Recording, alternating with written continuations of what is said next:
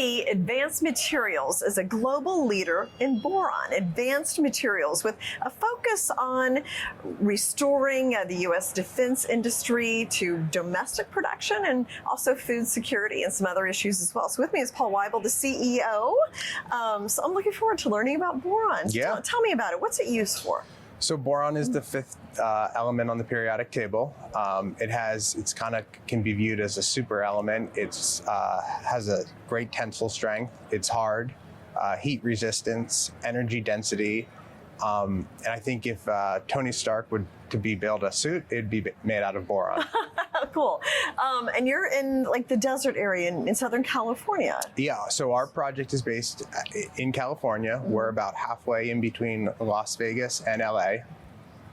Interstate 40 will take you right across the country, right through Nashville, Tennessee, as well as right through a little town called Newberry Springs, which is about 2 hours between both LA and Vegas, and we sit 2 miles off the highway. Okay. Now, I mentioned that defense is one industry, food security, energy transition. I mean, tell me what all boron can be used for. So,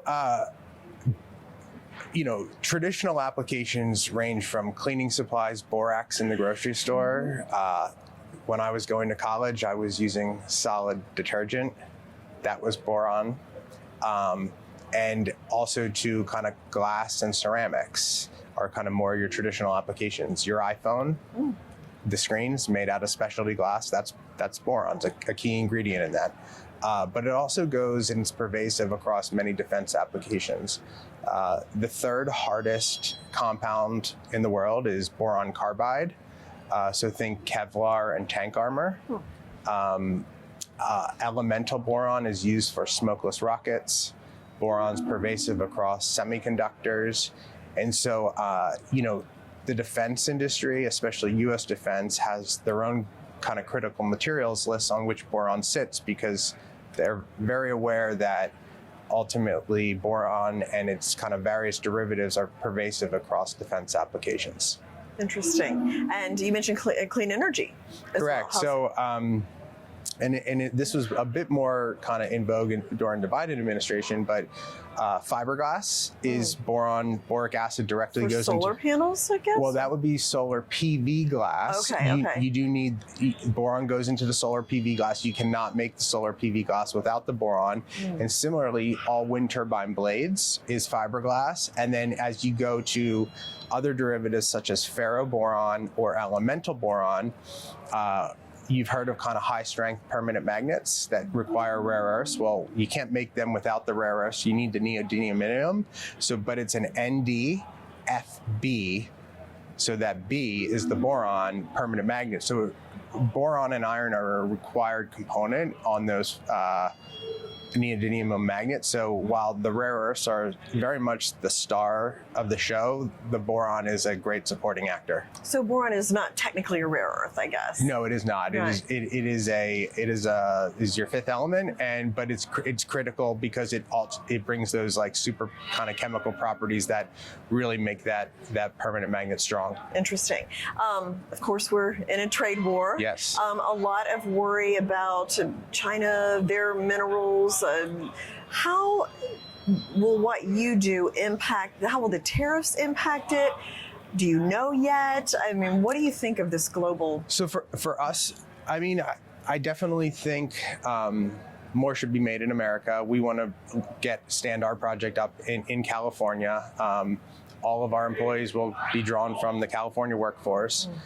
When I think about the tariffs specifically and how it could impact us, listen, I think we're pre-revenue today. We have all of our major mining permits, and ultimately we're focused on building our first kind of phase of commercial production. The boron market's an oligopoly, and we forecast a supply deficit. And so the U.S. needs, and it's why the Defense Logistics Agency has flagged boron from a criticality perspective.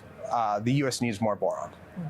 And so as I think about kind of the tariffs, eventually capital equipment, while as we go to build our plant, a decent amount, we'll try to buy as much as we can in America, and for our existing small scale facility, which is more of a pilot plant, almost everything did come from the United States.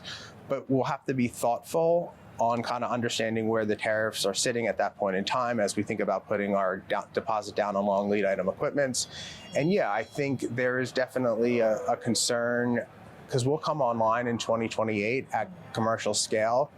What kind of tariffs are in place then? We have a competitive advantage in that we're targeting customers that will make the glass and specialty glass applications that go into LCD screen TVs and iPhones, et cetera.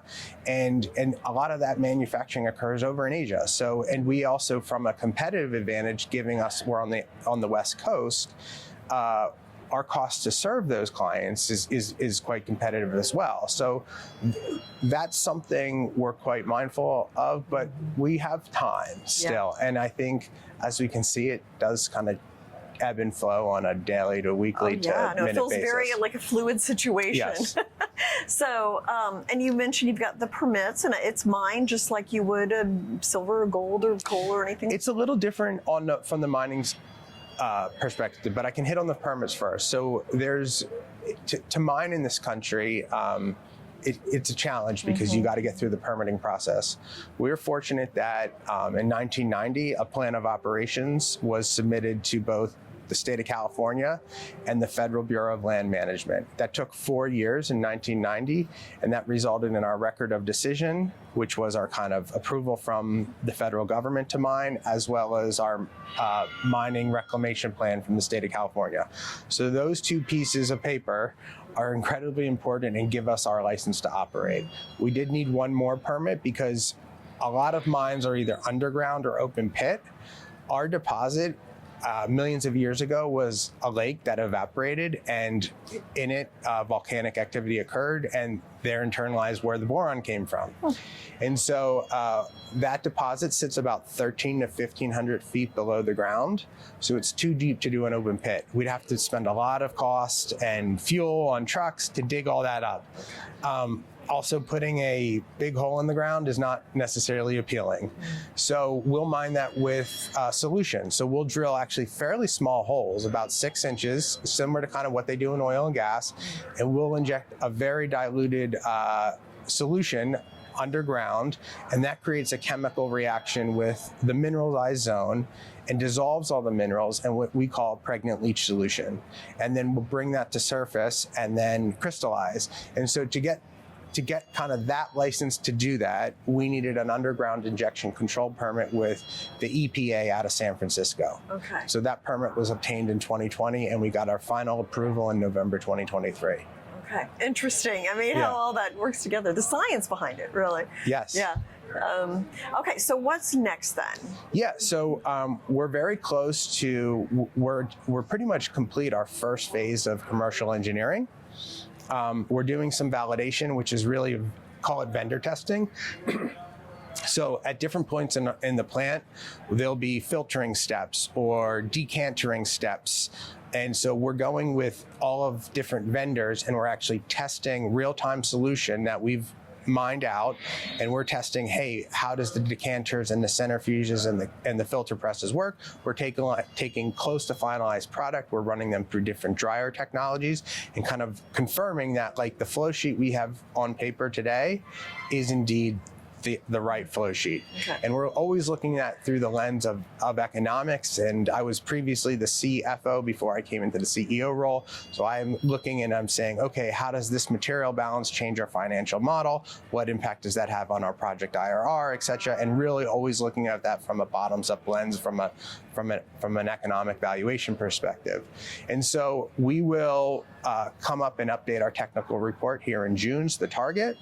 And then at that point in time, we have a letter of support from the United States Export-Import Bank. We anticipate the project will cost about $400 million. We have a $285 million letter of interest from XM, and we'll actually formally apply for the loan at that point in time. While we're going through the diligence and kind of marching towards taking the project to credit committee at XM. We'll be going through feed engineering. It's further engineering, more granular levels of details. That'll get us a capital estimate that's plus or minus 15%. And basically, it'll be a study and an engineering program that we can actually go take that to different construction vendors so they can bid our project. Okay. And so once we kind of break ground, it's about an 18-month build. And we anticipate us coming online sometime in 2028. Okay, well, fascinating to learn about boron and its uses. So thank you so much, No Paul, problem. for coming It's in. been a pleasure. Thank you. Mhm.